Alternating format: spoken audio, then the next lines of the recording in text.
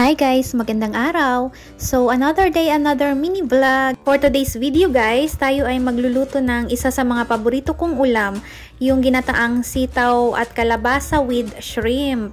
Bali, nagpainit lang ako dyan guys ng konting oil, tapos iginasa ko na rin yung bawang tsaka sibuyas. So, una kong nilalagay guys is yung bawang. So, ayan, halu-haluin lang guys hanggang sa maging golden brown, tapos sinunod ka na rin yung sibuyas.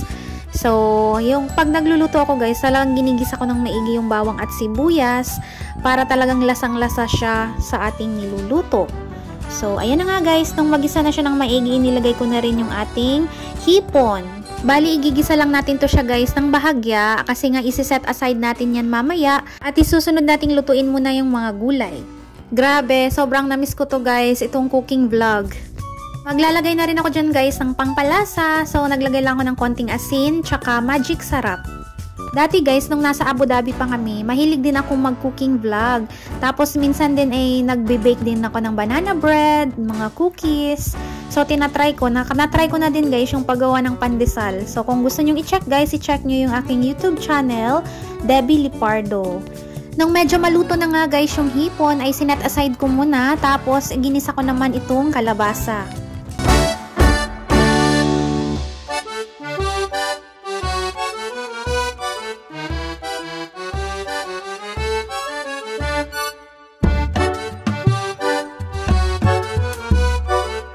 After kong mahalo guys, ay tinakpan ko na muna para kumulo siya ng kaunti. So, maya-maya nga guys, nung medyo kumukulo na, ay binuksan ko na. Tapos, hinalo-halo ko lang ng kaunti. At maglalagay din ako dyan guys ng kaunting tubig para lumambot agad yung ating kalabasa.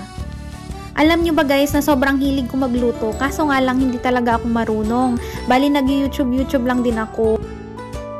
Nung medyo kumulo na nga guys, ay isunod ko na rin itong sitaw.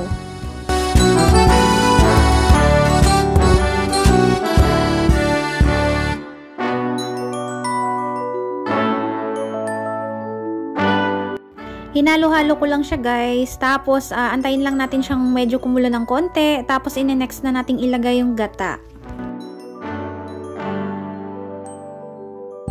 Bale, itong Coco Mama Fresh Gata ang gagamitin natin guys. Naghahanap ako ng Maggi na powder kasi yun yung nakasanayan ko na gamitin na gata, kaso nga lang wala akong mahanap sa palengke. And sabi ni ate, masarap din naman daw to, so itry natin guys.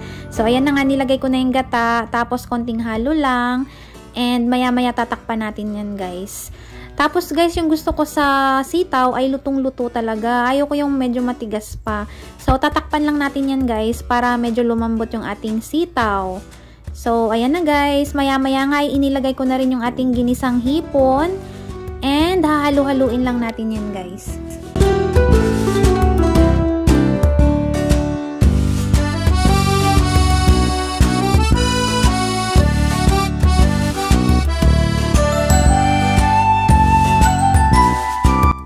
So, feeling ko guys, luto na yan. Kaya tinikman ko na nga guys kung sakto lang ba yung alat niya or kulang pa.